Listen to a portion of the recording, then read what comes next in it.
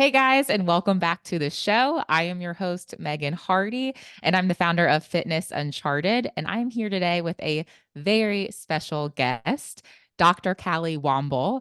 Dr. Callie is one of four female chiropractors at the Chiropractic Health and Wellness Center in Richmond, Virginia, which is where I go. She is a wife and a proud mama to an almost 2-year-old daughter, and she is a member of the International Chiropractic Pediatric Association and is Webster certified. And Dr. Callie sees patients of all ages, but specializes in prenatal and pediatric chiropractic care. Her passion is to adjust as many families as possible back towards optimal health through natural chiropractic care. So, without further ado, welcome Dr. Callie to the show. Hey everyone, I'm excited to be here. Thanks for asking me to join you. I'm super excited to talk to you. Yes, I'm so excited to talk to you too. And I have to just share before I let you take the lead here and share more about you. I have to share like I can speak from my own personal experience with Dr. Callie and the whole chiropractic team, like Dr. Kara, Dr. Liberty, Dr. Joe. Like they have helped me get back to optimal health these last few weeks. They're like last what, like 5 weeks or so. I think Yeah. I'm not a great timekeeper, but about 7 weeks ago, I got really, really sick while I was traveling and coughing so hard, like I could barely sleep for like 2 weeks because of just coughing so hard. My husband was like, I have never seen someone cough that much and that hard for that long in my entire life. But coughing so hard that I shifted my ribs forward, apparently, is what you guys told me. You're like, yep, that makes sense why there's some pain. And during that time, I also found out that I was pregnant. So on top of the rib pain, I also had just like extremely tender boobs, pregnancy boobs, and the pain was just awful in my chest and my ribs. So I came the ladies at what's the acronym? CHWC. Did I get that right? Mhm. Is that right? Very But good. okay, I was like, I'm like, okay, CHWC. But they were able to get me in and help me. And gosh, so thankful for that. Like for weeks, I was pretty limited as far as like workouts or anything. I couldn't do like any upper body work, couldn't do like any pulling or pushing movements, which is pretty much everything. Yeah, you couldn't Like, even laugh without hurting. I mean, coughing. yes. I mean, she was struggling. I was like, bless her heart. She can do anything. Yeah, everyone's like, Megan, why are you holding your like boob and chest when you laugh? I'm like, because it hurts. Yeah, sleeping, laying down. Gosh. So anyway, I'm back to like 85 to 90% better. We're like fixing the last little acute pain right now. So thank you so much. Been You're such a blessing. welcome. Absolutely. Happy to help. I mean, a lot of people don't know that ribs can get subluxated or misaligned. And a lot of the times people go to the emergency room and, they're like, okay, here's some medication to help with muscle spasm and stuff. But a lot of people don't know that chiropractors, we can adjust ribs, which is pretty Oh, cool. And so typically what I find if a rib is subluxated or like out, right? It's more of a sharp pain when you take a deep breath in. So that was one of the first questions I did ask you. You're like, yes. I'm like, okay, it's probably a rib, but of course, I'm gonna look at the spine first. Then we kind of worked our way out with that for you. oh, gosh, it's such a blessing. I was like, and I think I waited. Like, I was like, okay, hopefully this just goes back. Like, maybe it's just, I don't know, muscular, like maybe my intercostals. And apparently I'd waited too long because then it had, really shifted out of place for goodsies. But you know what? We can't go back. So, but tell us a little bit more with, enough about me. Tell us a little bit more about you and how you got into just like chiropractic care and specifically pediatric and prenatal and all that good stuff. Yeah, so that's actually a loaded question Yeah. for starters. My journey, actually, I am from Florida. I'm a Florida girl at heart. And so now I'm in Virginia. So I actually went to West Virginia University for my undergrad. So my background is in exercise physiology, and I wanted to go to school because I had a huge emphasis in aquatic therapy. Because so my philosophy is I wanted to be able to help someone that is not only on land and in the water. So that's what geared me toward West Virginia University. And so I started that track there and actually started taking the classes. And then I was actually an AEA instructor. I was in the water, I was on land teaching B-bar running classes, and was having a ball. And then I looked more into volunteering. So I started volunteering with physical therapists, occupational therapists, and then I was in the water too as well. And I volunteered over 500 hours, but I just felt like there was something more that I wanted to do. There was something else that was calling me to do something. And I just started doing research, and I researched the crap out of everything. And so I found chiropractic. And the more I researched, I was like, well, this makes sense. Everything is coordinated, controlled through the nervous system. So if your bones are misaligned, it's going to put pressure on those nerves and it's causing nerve irritation. So your body's not functioning as it should. Well, that makes a whole lot of sense. So I actually, right after I graduated, packed up all my things and I went and visited two different schools. I went and visited Life, and then I went to Sherman as well, which I ended up going to Sherman College of Chiropractic Care in South Carolina. And it changed my entire world. And throughout schooling, we taught all the basics, the original techniques and everything. But I started to realize that I wanted to help children and Mm. infants. And I saw there was a huge need for it because a lot of chiropractors don't adjust infants or children. And of course, why not? They are functioning at their highest when they're born, right? So why not keep them going at the optimal level? And then I found to realize, well, why not kids? Why not the pregnant mamas? I mean, that's a Yeah. huge population. Of course, all of us mamas that are pregnant, we're in pain, right? For the majority of the time, because everything's Yeah. shifting your center of gravity. I mean, you could have pubic pain. I mean, nausea, sciatica happens sometimes. And so I was like, you know what? That's my calling. That's what I want to do. I want to help as many people as I can from walking in my door, from being a little infant, which I have adjusted as young as 4 hours old, which is my baby girl. Oh, Right after I came to after. But in the office as young as 72 hours, and then to elderly. I mean, it's really neat to see families coming in. I just love it. Seeing families and how they progress. It's really neat. oh my gosh. I can't even. What did you do for your 4-hour-old baby? What was the adjustment? So basically, when babies come out, unfortunately, my baby, when going through the birth canal, she ended up going a little bit sideways at an angle. So she was vacuum sealed out. So she had a little cone head, apparently, but of course, I didn't know that. My husband knew all that going on. So afterwards, I knew like something probably had to be subluxated and misaligned just from my training to the International Chiropractic Association, that going through the birthing process, your baby can get that first subluxation misalignment. Is typically their C1, which is the bone that's running through your skull, and that can shift out to the side. And that's right where your brain stem is, which houses Mhm. over 70 trillion nerve fibers to down to the side of the body. So I want to make sure that she was in alignment as soon as she was born because of what she went through. Now, I always recommend through any after birth experience to get your kids checked as soon as possible because you want to live their ultimate life. Okay. Mm. Does that make sense? Yes, yes. Oh, that's so good. And there's like I don't know of like specific things you might be able to speak to it, but like I feel like even I've heard like things like tongue ties and things like that in kids, like different things that if you're like just making the adjustments on their body, like some of those other like off the wall things can be helped, right? Like have you seen any Potentially. of those? I have seen some tongue ties in my office. Now, I don't have a big background in tongue ties, and I rather refer out to another chiropractor. Or I have a handful of lactation consultants that I know. I have a handful of massage therapists I know that work with tongue tie. There's some dentists that work with tongue tie too. So my preference would be refer out to professionals who are more proficient in it than myself. Now, there are chiropractors out there that are proficient in doing tongue tie and tongue release and stuff. I'm just not.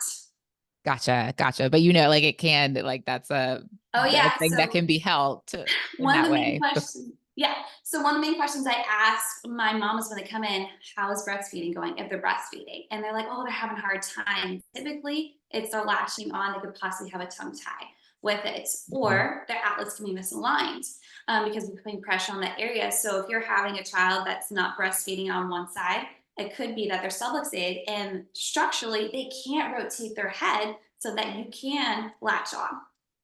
Gotcha. Okay. Okay. Very interesting. Well, I am like I'm very excited to work with you. Like I've seen well actually I haven't worked with Dr. Joe yet, but I've seen everyone else at the chiropractic center, but you and I have been working together the last couple sessions.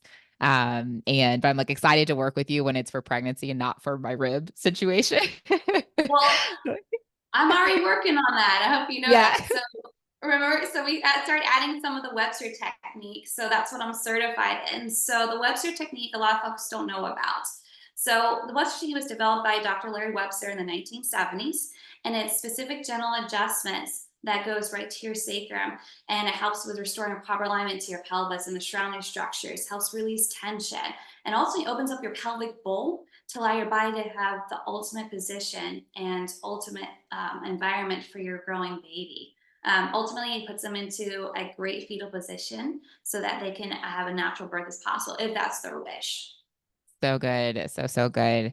And I'm like, for anyone who's listening to this when we do release it, because I'm like 8 weeks right now. We've had like a couple of pregnancy scares, things that going on. So I will be like announcing probably around like 14 weeks or so when we release this. But then like definitely plan on doing some chiropractic care along the way, along the journey, down, the pregnancy weeks as they continue.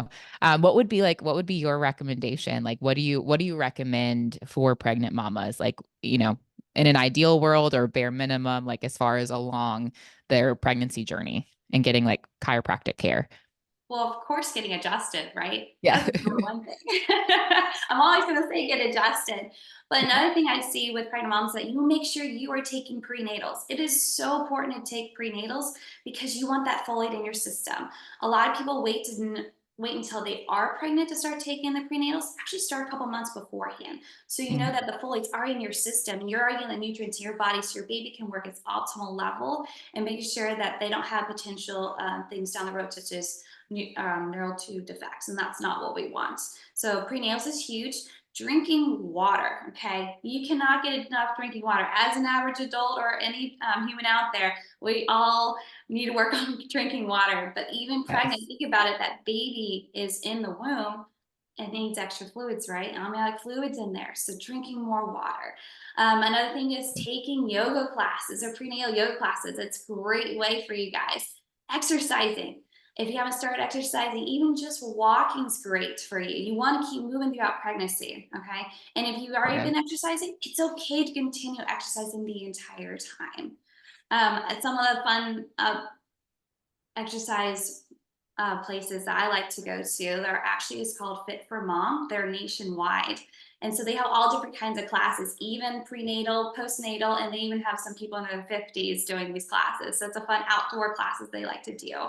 I love Also that. taking classes or going to classes. I know it's huge for my husband and I that we took classes because, hey, we didn't know how to swaddle a blanket, we Yeah. didn't know how to give a baby. I mean, it was all new things. They teach you how to put a diaper on a baby. It's really fun and experience too.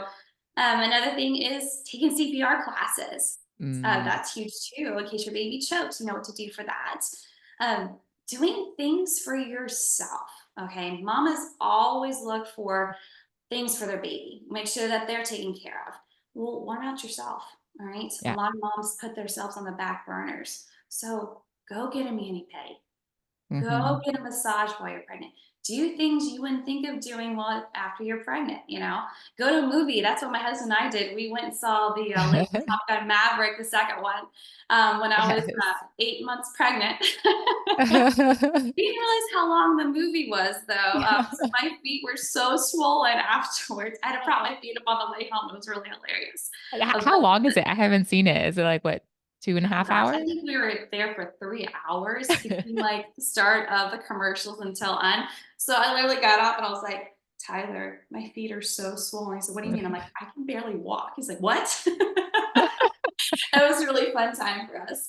Yeah. But another huge thing I recommend from us is an online class that's self-paced, and it's called Taking Care of Babies, CARA. And it was a huge game changer for me.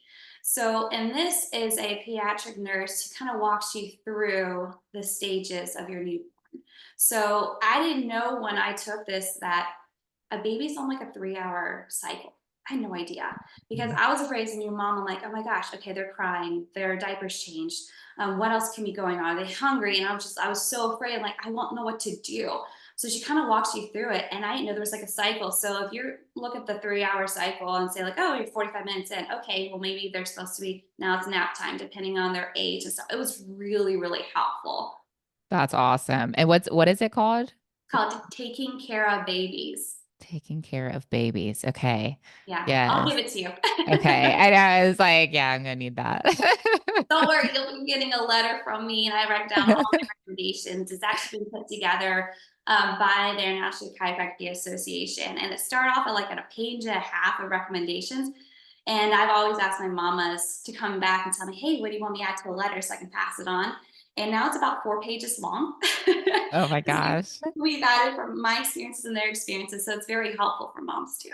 So helpful. I have to say, you already gave me like a page and a half or 2 page Word doc of recommendations for like Hmm. doulas and midwives, like just so very helpful. I'm like, because yeah, it's just so much information. It's like overwhelming. Yeah, All the and things. reaching out to OBGYNs and midwives, that's another huge thing. I know that a lot of people, when they go into the offices, they don't know what to ask, especially as a first time mom. You don't know what to ask. So I always was writing down questions on my phone and then asking my OBGYN, hey, what does this mean? What's coming up next? So good. So good.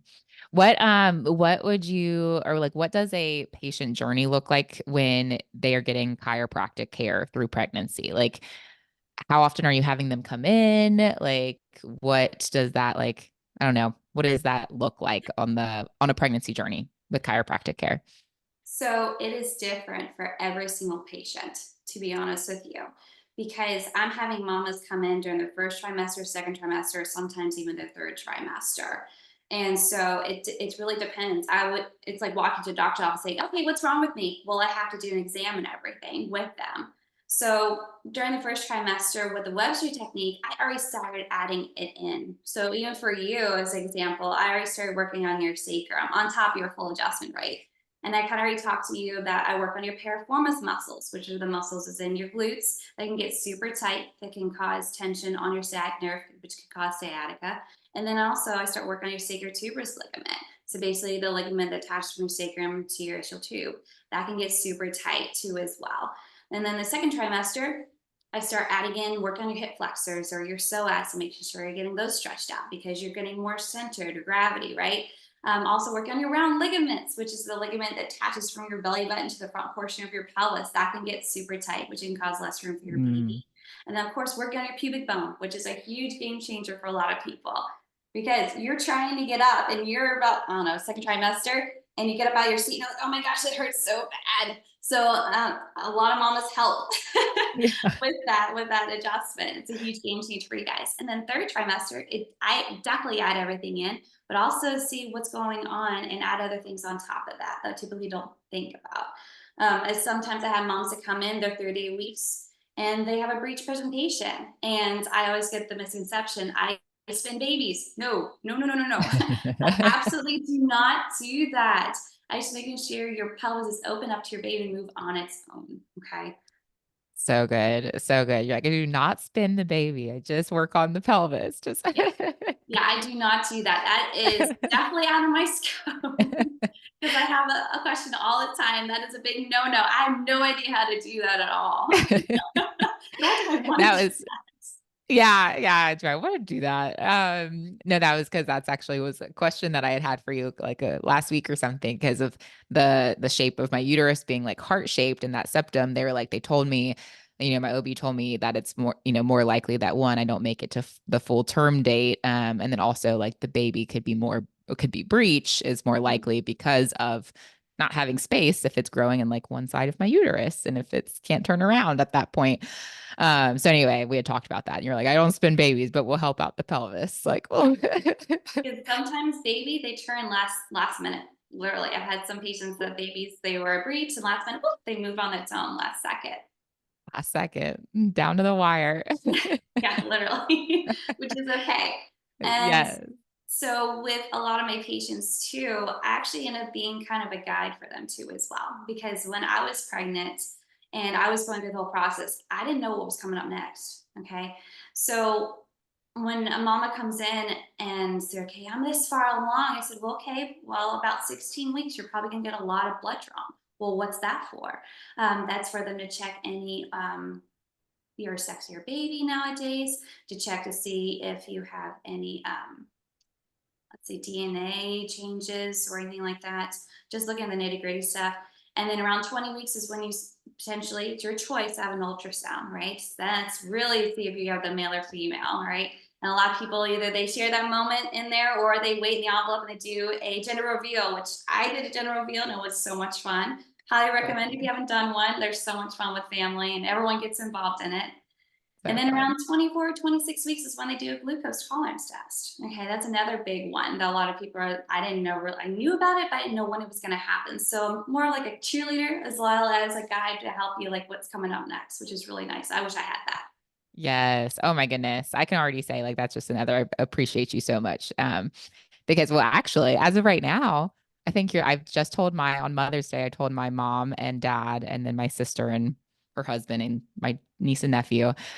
So they know, but they're the only souls right now on the planet that know. But you, other than you, Dr. Callie. So I appreciate you being being my cheerleader and like, yeah, just like you've already given so much helpful advice. Like preemptively of like, okay, what's to come, what you can kind of expect in the coming weeks. So, so helpful. Awesome. Well, do you have anything else that you'd like to share? I kind of want to switch topics over to like a little bit talk about posture. But do you have anything else you wanted to share we haven't touched on as far as like prenatal or pediatric care? Well, we can talk a little bit of pediatric care if you want to, because we really haven't talked about that. A Yeah. lot of people, they have a misconception when you adjust a child that you're using your hands and doing manual adjustments. That's not true. I Oh. use instrument with my pediatric kids, and it depends on how old they are. So even with my infants too, as well, absolutely no twisting at all. It's literally sustained pressure on those areas where I need to work. So even the amount of pressure that I'm putting on the newborn infant or any type of stage up until I start using an instrument, I use enough pressure to bruise a ripe tomato. So it's not that very forceful. So it's super gentle and Mm. specific. That's so interesting. Yeah. That so you're using like, is it some of the tools like the trigger like pressure tools? What are they? So it's the activator. So if you want to look Okay. at the activator, I use an activator for it. And then as they get older, I use what's called an impulse adjuster. So it's kind of what I use on you because you're an older adult and you guys can do a lot more things than my younger folks have been through. Yes, I've been through so many, all the things, all the things. One thing I thought was so cool, was I was like, oh my gosh, how'd you know? Like you're just like reading my body, when we were doing like my neck adjustment, and then like I wasn't releasing, and you're like, okay, like I'm gonna do it again and wiggle your left toe, and I wiggled my left toe, and it was like crack, and I was like, how? And you're like, I was just trying to sidetrack you. Exactly. Like, Because I do with all my patients all the time because everyone gets so nervous. And I tell patients, if you don't want me to adjust you the way, I don't have to. I can use the instrument, no big deal. There's other ways I can use my toolbox. So yeah, it's a distraction thing too, because if you're thinking of one side or another and you're solely distracted on what I'm doing, I completely distract you by having doing something on your opposite side of your body. And your body's like, oh, wait, I gotta focus on that. And then you guys relax. yeah, it was so cool. I was like, ah, this is magician. This is so cool. So good. Well, let's talk a little bit about posture. Like, what do you find is like what do you see like whether in just like application and experience, but what are the biggest like problem areas that you see like when it comes to posture? Posture is a huge topic across the medical boards right now. They're finding out so many things, how it's affecting people. So, for example, everybody's huge problem right now is forward head posture. Okay. Everybody is looking down, hunching over, looking at their phones, laptops. COVID was so helpful with all this. Yeah, right. Gosh. Everybody was at home. They're working on the laptops. They work at dining room tables, couches, beds. I mean, everyone's just looking forward now. So what's happening is everyone's shoulders are rounding now, and then it's Mhm. causing weak muscles in your back now too. And then you're standing up straight now. It's okay. Like, Looking at this, that's one of the main things. And my best guess is why that's happening is because what we're doing on daily living. Because we're not meant to be indoors in a chair for 8 hours a day. We're meant to be outside. So we're just seeing this huge increase of everyone's heads going forward, which is causing a decrease in your lung capacity. And so with decreased lung mm, capacity is that there's not as much oxygen getting to your blood, right? Which can cause the acidity of levels to rise, which can eventually cause inflammation, discomfort, pains, and everything else too. So there's a lot of research with that. that's so wild to even think about. I did not think about like lung capacity with it. which is I didn't something that I either. just, yeah. I just I'm like, learned which is, about it about a couple of weeks ago. I was at a conference and I was like, well, that makes a whole lot of sense. yes. No, after I had an appendectomy years ago and I didn't use the little breathing tool that you're supposed to use after surgery to like make sure you get your lungs back after. And I was like, nah, I don't need that. And so my lungs have not been quite the same ever since. But I would also wonder too, like posture wise, like very much, I try to maintain good posture. I come from like dance background. So like it's kind of ingrained in me. But at the same time, I'm like, I do a lot of sitting at my desk on my phone, all the Yes. things. Yeah, I all the mean, things. I do too. I am Yeah. not perfect. I'm a chiropractor, but I have my flaws too. Yeah. Yes. Yes. Well, what would you suggest, like, if you had like some pointers or whether it's chiropractic care or just like practical things during the day? Like how can we build and maintain good posture? So you know what I'm gonna say, right? Get adjusted. That's Yeah. gonna help. You know, my answer for that is gonna be getting adjusted. But some things, getting targeted exercises, making sure your ergonomics is great. We are sitting at your desk. So sitting at a 90 position. So making sure your hips are at 90 degrees parallel with the floor, making sure Mm, your knees are at 90, they're perpendicular forward. Make sure you adjust your chair height. And then also your ankles at 90 degrees too. So making sure you're not crisscrossing your legs underneath you, right? Or, folding your leg up underneath your chair. Just some of the things. Keeping your keyboard close to you, right? Not so far away, or not making you cause lean back. Making sure your laptop is at eye level, okay? But making sure mhm, also it's at least 14 inches away from your face too, as well. That'll take a lot of mm, strain off your muscles too. Some things you can do are shoulder blade squeezes. Just simply pull your shoulders back and just squeeze. It's a good thing to do. Also, lack of awareness. After so long, I have some folks that sit on computers long periods of time. I tell them to set a timer on their phone. After about an hour, it'll go off. And they're like, oh, time for me to reset. Okay, let's sit that better, better posture, just putting those shoulder blades back, make sure everything's okay. Doing a lot of core work because people are starting to have cores are getting weaker and weaker every day because we're doing the mm, slouch position. Standing and stretching, moving around, not just in one plane, but in two planes. So yoga is a good resource to move in multiple mm. planes too as well. So the good So news is good. that if you have that awareness and go into the right approach, your posture is going to improve. In our office, we work on posture big time with some of the therapies I have in our office too, as well. And then some of the things we're going to give exercises at home, depending on what we see, to help you guys in the meantime in between adjustments. So good. I was gonna ask that because I know it's like that's even something we've been working on with my rib. It's like, okay, we can get it back in place, but we got to get it to stick, because like it wants to Mhm. go back to where it had, gotten comfortable with. Right. And so like again, I know it's based off the person, but it's like, is it really those like at home things too to help people keep it like make it stick and stay in place, like coming, maybe weekly for the adjustments and then doing those at home exercises, like even for the musculature to help it stay where it's supposed to. Yeah, and doing everything in between, all the above, but it literally depends on the frequency of the person. So I have some folks that their maintenance is more of a once a month. Some people Yeah. it's once every 2 weeks. It just depends on what their body's doing. So I literally would have to work with the person first before I even say this is how often you need to be in here. But I try to make sure I give you guys tools outside the office too, so that you're not in the office and having fun. Because that's truly what I want you to guys. I love seeing you guys. I want you having fun. I want you living your lives too. But also I want you to keep your line in proper alignment so you guys can do the things when you're older and down the road too as well. Yes, so good. So good. Even just thinking about like readjusting, bringing awareness back to posture. Like even as I sit here, I'm like, okay, bring the awareness back, zipper my core, pull my shoulder blades back, all It's that good hard. stuff. Yeah. It's really hard. Yeah. What about standing desks? Are you a fan or like for like as far as spinal like and alignment and stuff, or what do you think as far as standing desks for I work? like them. You like them? I like them to a certain point. Yeah. What's So what's your certain point? Because Justin, my husband, is like, he was like, oh my gosh, like my feet are hurting because I've been standing at my standing desk all day. I'm like, I think you should sit down some. I think you're standing too much. so the question I always ask with standing desks, what shoes are you wearing? Ah, mm. Or if you're wearing any at all. Yeah. Yeah. Right now, no socks. Yeah, so that might be a huge point. So I always recommend my patients, if you have a standing desk, make sure you have the proper footwear, tennis shoes Mm. with proper support on them. It doesn't look as awesome, to wear tennis shoes at work, but you're gonna thank me later. Yeah. Well, it's nice for me when I'm like my work attire is spandex, so I can wear my tennis shoes, no excuses, you know.